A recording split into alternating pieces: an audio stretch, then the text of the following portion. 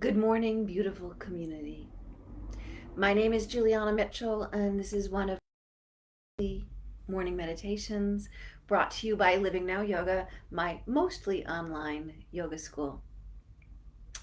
So, the last time I got kind of sciency in my morning meditation, not that many people showed up to watch and meditate with me, and not that many people commented in replay. Um, which could mean many different things. But I had a request from a student to talk a little bit more about the process of breathing, and I am excited to do that this morning. So we will see whether this lands or doesn't land for you. Here we go. So I think most of us know that every cell in our body, every living cell, needs oxygen. I think that's something probably most of us know. And probably most of us know that oxygen goes in and carbon dioxide goes out. I think probably most of us know that.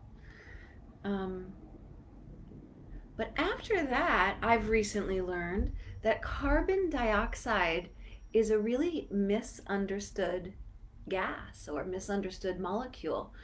That it has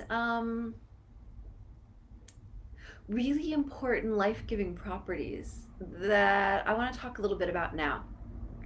So first, I want to name that although it's true we have both oxygen and carbon dioxide in our environment, in our atmosphere, we actually don't breathe in any carbon dioxide from our atmosphere. I didn't know that till recently. I thought oxygen and carbon dioxide went in, our body gobbled up the oxygen, the carbon dioxide went out. But that's actually not how it works, because the carbon dioxide in our atmosphere, in some way the gas is too light to be drawn into our lungs. I honestly don't understand that part, but be that as it may, we don't draw carbon dioxide in through our inhale. Rather, the oxygen, which gets transported to our cells, at the level of our cells release carbon dioxide in the process of using the oxygen and sugars to make energy. So oxygen goes into the lungs, it gets delivered to our cells, where our cells make carbon dioxide that gets sent back to the lungs and exhaled. I didn't know that. Also, we never exhale all the carbon dioxide out, and we wouldn't want to. I've seen some different numbers, but one that I saw this morning is it's only about 10% of the carbon dioxide in our system that we exhale. Somewhere else I saw it written as 25%. I don't know. I'll let the scientists argue that exact number out, but suffice it to say, we retain a lot of carbon dioxide in our blood. And then there's a third carbon dioxide misunderstanding. I want to say, oh yeah, for all my life I thought it was just a waste product, like poo, get it out. But it's not. It has an incredibly vital function. And in fact, the vital function of our carbon dioxide has to do with our body's need for oxygen. All right. So our brain has a sensor for how much carbon dioxide is in our blood, because our brain wants to make sure that we take our next breath to get fresh oxygen in, because every living cell needs oxygen. And so we inhale, we bring in the oxygen, oxygen gets transported to our cells, and then we have a carbon dioxide level that the brain perceives that leads us to exhale. It's actually our brain perceiving the carbon dioxide in our blood that leads us to exhale. If we get in the habit of breathing quickly, and this is actually the point I'm getting to, inhale quickly, exhale quickly, inhale quickly, exhale quickly, which is a very common breath pattern in the modern world. which creates anxiety and many other maladies. If we get into that habit, we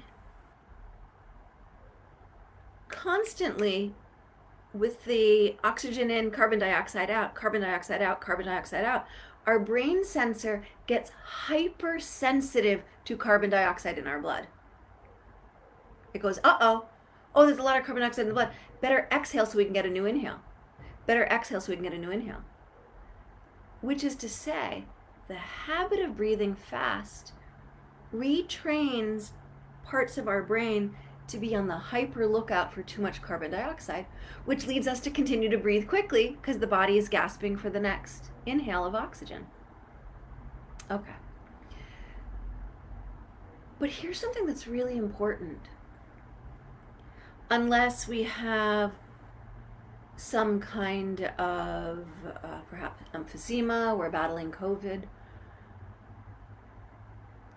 whether you're an Olympic breather or a kind of a modern, habitual, fast, shallow breather, you have about the same amount of oxygen in your blood. That doesn't really change very much, minus those situations I just described, emphysema, COVID, some real breathing issue. The health of oxygenating our body is not about sucking in more oxygen into the lungs. It's about getting more oxygen delivered to your cells. Whether you're or inhale for 20, exhale for 20, the oxygen saturation level in your blood is going to be vaguely the same. It's going to be 95 to 99%ish. So how do you get more oxygen into your cells so your cells can be the healthiest? Here's the odd thing. Having enough carbon dioxide in your blood is like a key that opens the gate of your cells to receive the oxygen. And this is part of why, to the degree that can feel okay for your body, your nervous system, why exhaling slowly, quietly, smoothly is so health-giving. Because we don't blast out all our carbon dioxide in a quick nervous exhale. We actually let our body simmer in a little bit of that carbon dioxide as we slowly exhale, which makes our cells able to receive the oxygen. This is really different than I think most of us were taught. I always thought carbon dioxide was just a waste product, not the key to our receiving good oxygenation. So for many years as a teacher of breath, I didn't quite understand why it was that my students who were prone to anxiety would start to feel, some, not all, we're also unique, would start to feel anxious when they started to lengthen the breath. For many people, lengthening the exhale creates calm. Why was it in the most anxious among my students that it was common that lengthening the exhale brought on anxiety instead of calm? And what I'm now understanding is because the brain that has gotten hypersensitive to the carbon dioxide thinks they, maybe you, are not getting enough oxygen.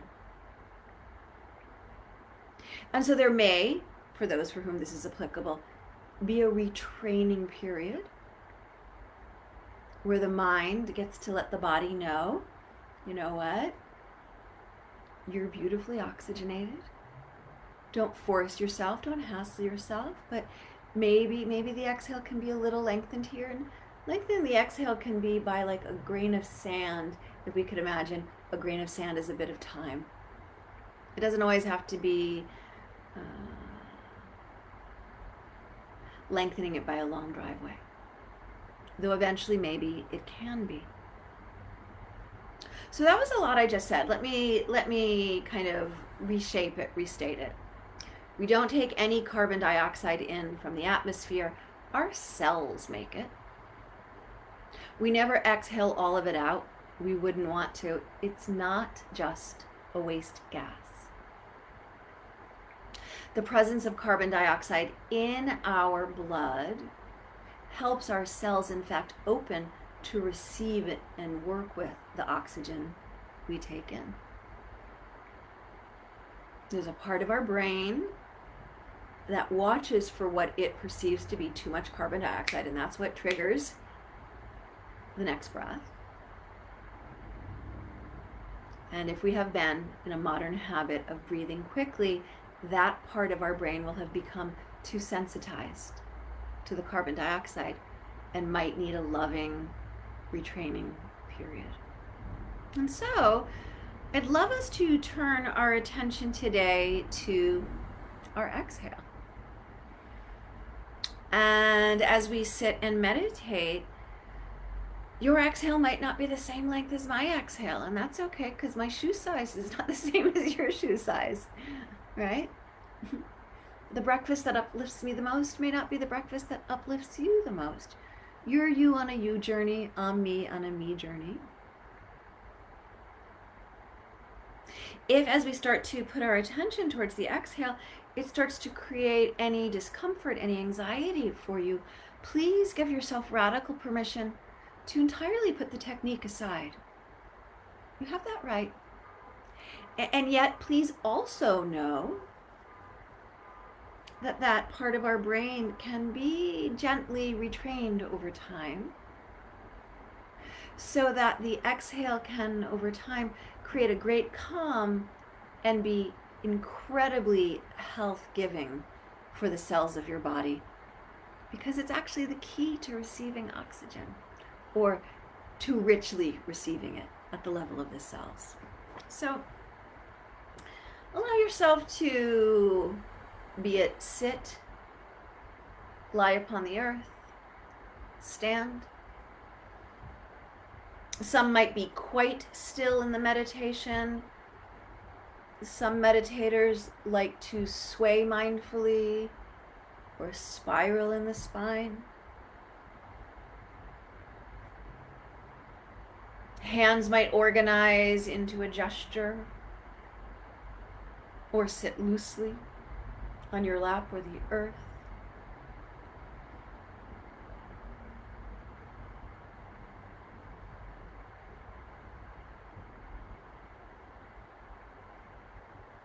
And allow your mind to begin to draw its spotlight of awareness to the coming and the going of the breath.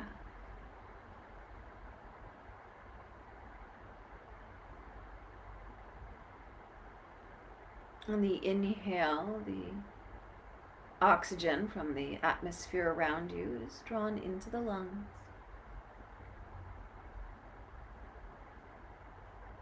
And on the exhale, maybe 10, maybe 25%-ish of the carbon dioxide that your own cells make is released through your exhale.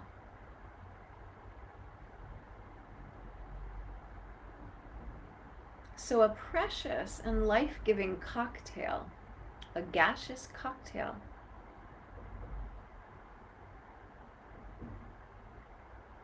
is being distributed throughout your body.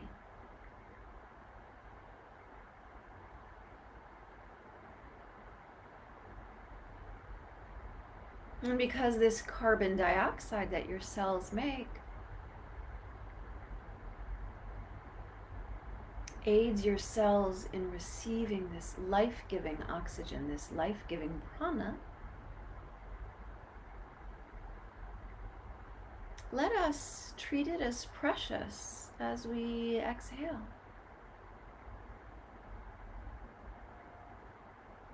And just as when we hug a loved one, we may not let go quickly. We might slowly release the hug. If you can,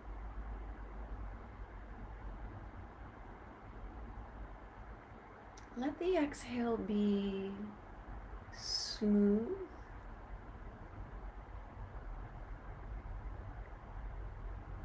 silent,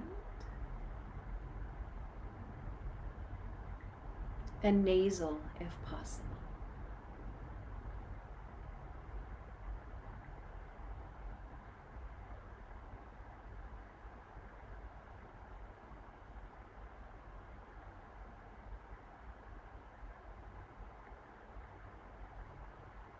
And as you watch and befriend your exhale,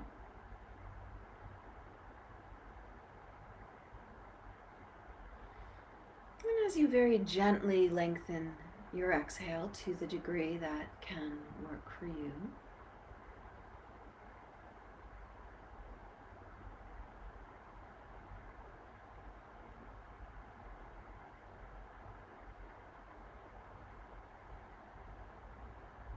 try not to push it or be hard about it.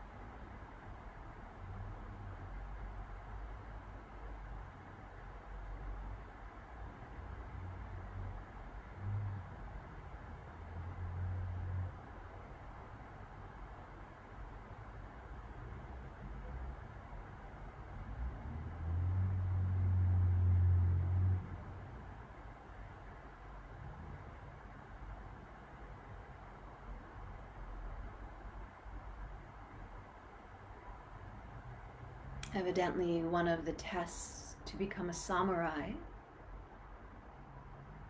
is they would put a feather beneath the nose of the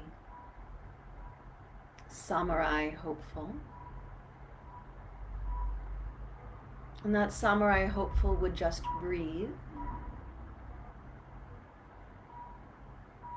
And if they could breathe so smooth and slow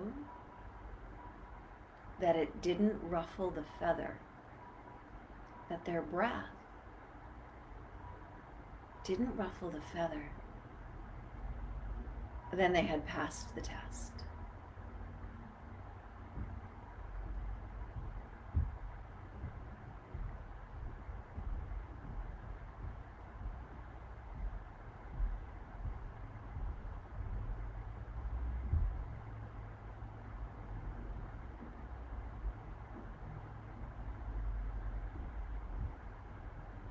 Take a break if you need from time to time and just breathe in your regular non-lengthened pattern if you wish, and then if you choose that, you could come back to it when you're ready.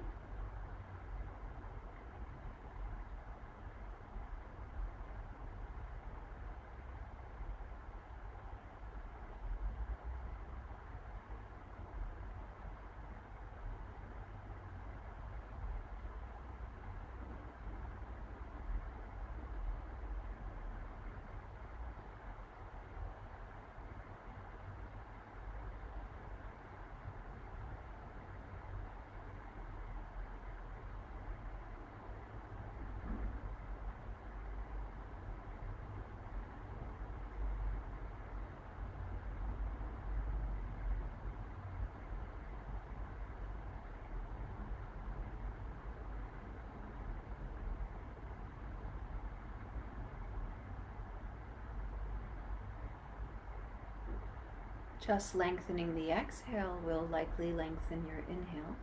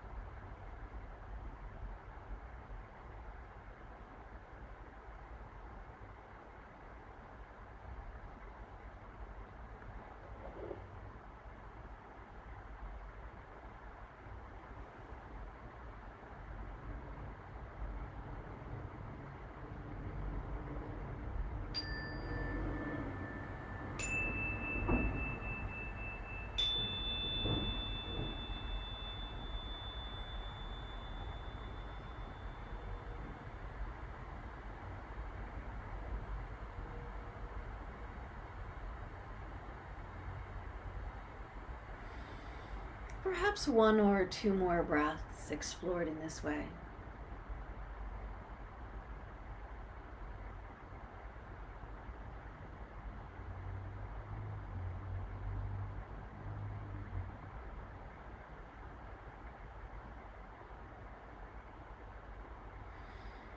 And then allow that way of consciously manipulating the breath to dissipate.